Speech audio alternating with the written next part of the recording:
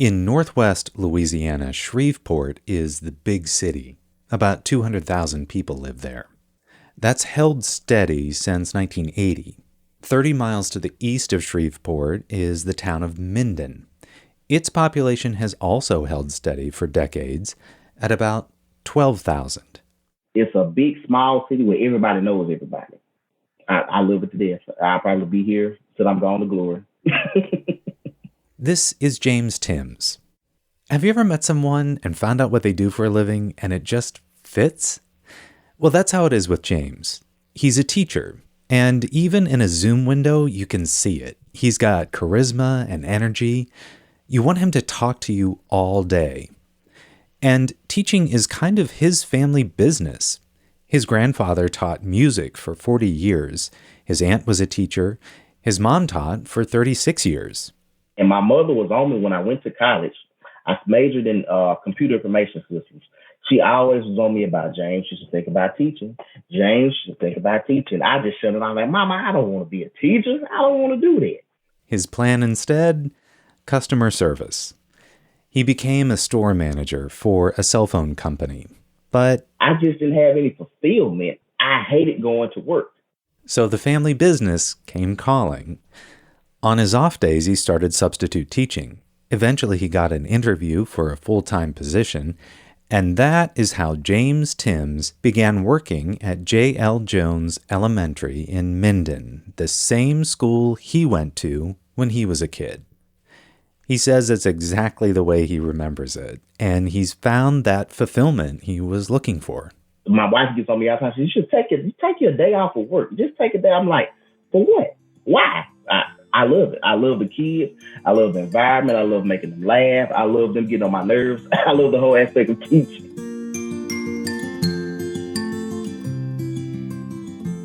I'm Jeffrey Reddick, and this is a story from St. Jude Inspire. It's part of our series, The United States of St. Jude. It's about how St. Jude is coast to coast and everywhere in between. And it's about donors and patients and the communities they live in. So back to Mr. Timms. That's what the kids call him. He's at J.L. Jones Elementary in Minden, Louisiana, and he teaches special education classes. He works with the same kids throughout second and third grade. And before he ever meets them, he looks through their class schedules and their evaluations. He was doing that the summer before his second year of teaching. This was in 2017. And one folder jumped out at him from a kid named Omari. And Omari was in honors. So I'm like, wait a minute. Omari is in honors, but he has a special education folder. The only goal Omari had was kind of helping him stay on task. Because there were sometimes, Omari would get bored and he would go off task or, kind of talk in class. You know how kids are. But other than that, Omari was very smart. Omari is also very good at Minecraft. He plays it almost every day. I'm really bad at Minecraft. Do you have any advice for me? How can I get better? Well, I would recommend that you get the wood and you make a wood pickaxe, nothing else, and try and go find stone and mine it and get stone tools. That way the mobs won't be able to kill you that easily. The mobs. Minecraft has mobs of zombies and creepers and spiders, all kinds of blocky-looking baddies that attack at night. They always get me, and I thought the mobs just roamed around. But then Omari told me something just terrible.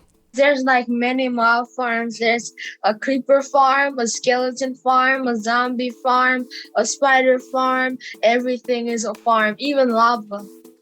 I think the words spider farm are going to keep me awake at night.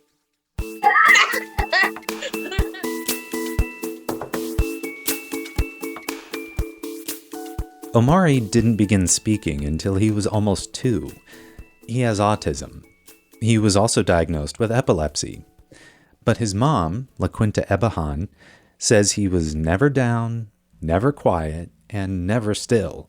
Always laughing and playing. Like, a lot of people would never think that he had autism by how friendly he was. In the spring of 2018, something changed. Omari was complaining about pain in his joints. It started in his hands and wrists and then went to his knees. LaQuinta didn't know what was going on. She took him to the doctor for blood tests. When they got the results, the doctor said, "Come back in. There's got to be a mix-up at the lab." But the second test confirmed it. Acute lymphoblastic leukemia, ALL. They were like, okay, you're going to St. Jude. And for some reason, I never thought St. Jude in Memphis. But they're like, oh, no, you're going to Memphis and you're going like in a couple hours. And I was like, what? And I've never been away from, family or anything. I had to you just drop everything. You drop your job, you drop everything, and you just go. Back in Minden, James Timms was shocked when he heard the news. He'd just seen Omari at school a few weeks before, at the end of second grade. But Omari's destination comforted him. He's known about St. Jude and its mission his entire life. We have a huge St. Jude telethon every year. All of our children in this area, they all grow up watching the St. Jude. This is Laura Hollingsworth. She's one of the people who runs the Minden St. Jude auction. It's been going on for 45 years, and it was started by a father whose daughter was a St. Jude patient who died from cancer. During those years, Minden's population has pretty much held steady, but its annual contribution to St. Jude has not. This year, they hit another record despite the pandemic, over $1.6 million. That's one of the highest per capita donations in the country. Giving with all your heart, really, it's so corny, but it's so true, because when you do that, everything is possible. It's just an amazing situation. Laura has worked the auction since the late 1980s, back when they had to bring their phones from home to answer calls from bidders. She says in a normal, non-pandemic year, the Minden Civic Center is full the entire weekend. People drive in from other cities, other states. They take vacation days to volunteer. Families of St. Jude patients come too. They want to tell their stories. Some people come down to the Civic Center just to watch the bidding in person. The whole thing is a festival, and it happens on Super Bowl weekend. This year, only 50 people were allowed into the Civic Center. Like everything else, the auction went virtual. But there were big donations. The woman who won the grand prize raffle, $50,000, she gave it back to the auction. Laura knows that people always want to do better than last year's total. Throughout the weekend, they might call in a few times, give a little more. We try not to be high pressure. Now, we can be high energy, but we really don't want to pressure people, because it has been a joyful thing and we want it to stay that way. And it works out. It works out for us, for sure. We have really benefited as a community from this mission. Everyone pitches in because the need is great. St. Jude opened its doors in 1962, and since then, almost 4,000 people from Louisiana have been patients there. And as far as the auction goes, at this point, there are generations of families working on it. They start young. That's one reason kids in Minden know about St. Jude, but they also learn about it at school. There are fundraisers that start in the fall, so the schools can present checks during the auction weekend in the winter. Students can pay a couple of bucks to wear regular clothes on certain days instead of uniforms. That's what Omari's mom, LaQuinta, did when she was a kid.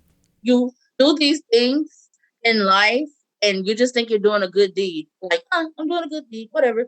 And then if you ever need this stuff, you'll be like, whoa. Like, I never thought I would give to St. Jude and then have a child to be in St. Jude. Or I never thought I would donate blood and then my son would then need blood transfusions. You know, you don't think that you will need these things in life, but you feel pretty awesome when you know that you really gave from your heart to these places and they're there when you need them.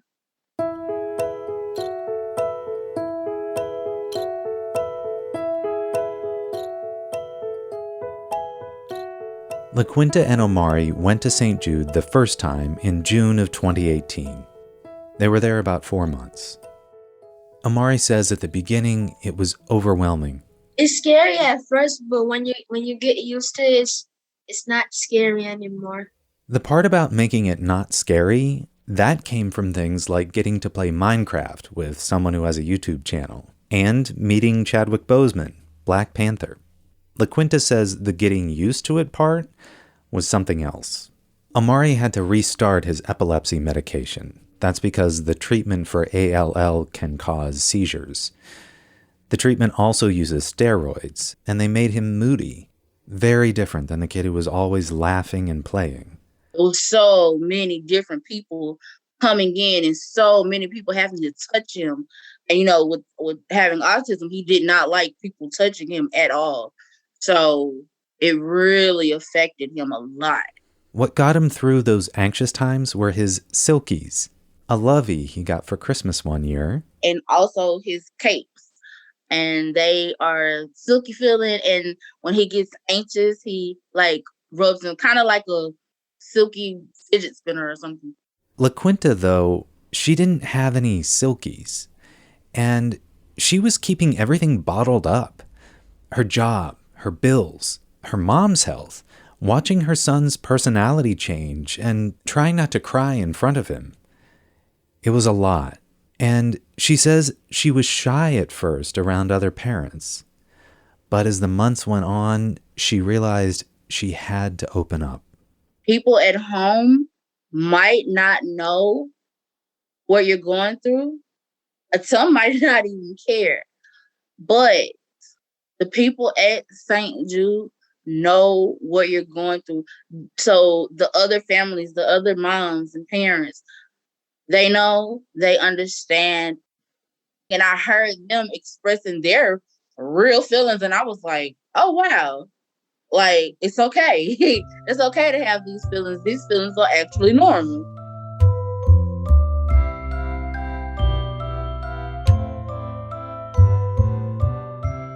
During the years of his treatment, Omari still had to go to school. He went to the one on the St. Jude campus for a short while, but back at home in Minden, he couldn't go into a classroom. His immune system was limited, and chemo took a lot out of him. But he could still see Mr. Timms. Every day, after the last bell and bus duty, James would come by the house to homeschool Omari. It was tough seeing him go through that. I would go by there sometimes. He would be dragging. He would be tired. He would kind of be in one of his moods. So, I would, okay, Omari, I'm not going to push you too hard. I'll come back tomorrow. He's a great person, and I love him as a teacher and as a person. LaQuinta says he's not just a teacher. When him and Omari are around each other, it's like they're brothers, basically. They have such a great relationship. They both like anime and the Teenage Mutant Ninja Turtles, so they bonded over that. But James also feels a deeper obligation. In the educational world, it's not a lot of Black male educators. So with me being a Black male educator, I feel like it's my duty to make a stronger connection with my Black boys, especially at a young age, because the older they grow, when they get to 6th grade, 7th grade, 8th grade, that's when those hard choices come, and they're either going to go one way or they're going to go the other way. So hopefully, with my impact that I have on them and how they see me, how I dress, how I carry myself in the community, they'll think, okay, is this something Mr. Timms would do, or is this something, somebody else would do? Omari's last chemotherapy was in January of this year. It's been 2.5 years since he was diagnosed with ALL. LaQuinta says she and Omari pretty much spent that time together all day, every day. And aside from him being cancer-free, she says the best outcome is how close they've become. I think it allowed him to see me in a new light, oh, this is mom, mom is not that bad. Because I've always been the person that does the disciplining. So he kind of got to see who I am, and I can be fun, and we can do things together, and we laugh and we play, we create, color, draw, things like that. And we just have so much fun together now.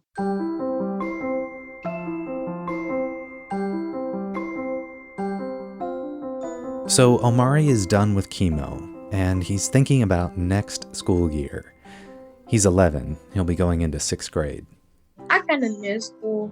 And apparently, 6th grade is where you can do more stuff. LaQuinta, though, is still trying to figure out what to do about school, whether he should be in person. He did well in virtual classes during 5th grade, and she wants to be really careful with his health. His body is still recovering from all of the chemo. And he's also dealing with anxiety because he's changed so much. He hasn't been around other children to see them change also. James expects to see Omari no matter what. He feels like their connection was meant to be. I think he's gonna grow up to be something great because his personality is one of a kind. He's humble, he's gentle. It's something special that Omari's gonna leave on this earth. I don't know what it is, but he's gonna leave something very special on this earth. He's gonna leave a legacy on this earth. And he says he can't wait to see what that legacy turns out to be.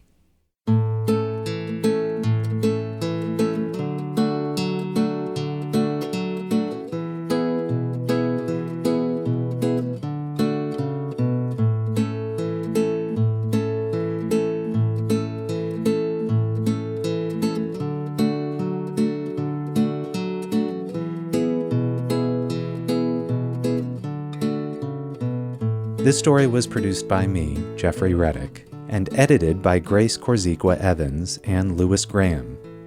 Special thanks to David Williams. He wrote an in-depth piece about the community-wide effort it takes to put on Minden's annual St. Jude auction. You can find that piece online at stjude.org/inspire. That's also where you can find the other stories in our series, The United States of St. Jude. They're stories about patients and donors in all 50 states, plus Puerto Rico and Washington, D.C.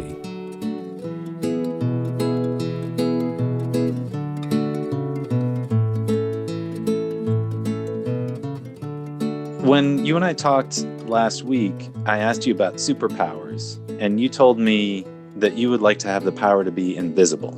Have you ever thought about what you would do if you could be invisible? Oh man, that would be so fun. People wouldn't be able to see me, so they would be like, whoa, what's going on? What's going on with that moving chair? What's going on with all these moving objects? Is there a ghost?